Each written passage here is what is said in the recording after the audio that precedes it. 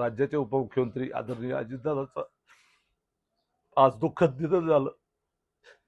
आमचा सगळा आधार गेलेला आहे. आमचं कुटुंबाचा प्रमुख गेला. राष्ट्रवादी परिवाराचा प्रमुख गेला. अचानक असा इतका महाराष्ट्रामध्ये जीव तोड काम करणारा नेता, पहाटे 4 वाजता उठून सगळ्या समाजाकरता दिवस रात्र काम करणारा नेता अशा पद्धतीनं जाईल असं स्वप्नात सुद्धा वाटलं नव्हतं. हे घडलं. आज आज सगळ्या नुसता तो अजितदादाचा परिवार नव्हता, महाराष्ट्र त्याच्याकडे बघत होता. उद्या तर मुख्यमंत्री महाराष्ट्राचा म्हणून स्वप्न बघत होतो. अचानक आज अजितदादा आज ही धक्कादायक बातमी आली. अक्षरशः सगळं कोसळल्यासारखं झालंय. सगळं याच्यातून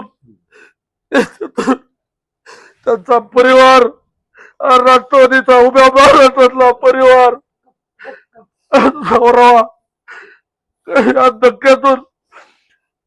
या धक्क्यातून सगळ्या कार्यकर्त्यांनी, महाराष्ट्रातील अजितदादावर प्रेम करणाऱ्या सगळ्यांनी सावरलं पाहिजे. या माणसानं उभ्या महाराष्ट्रातील विकासाचा गाडा थांबतो का काय? अजितदादा, तुम्ही असं अचानक कसं काय केलं? एवढं पहाटे उठून तुम्ही सकाळी एवढं कशासाठी? याची एक्झिट होईल.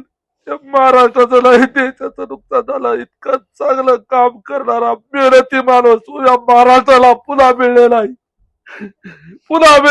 या महाराष्ट्रामध्ये पुन्हा असा नेता होलेला आहे.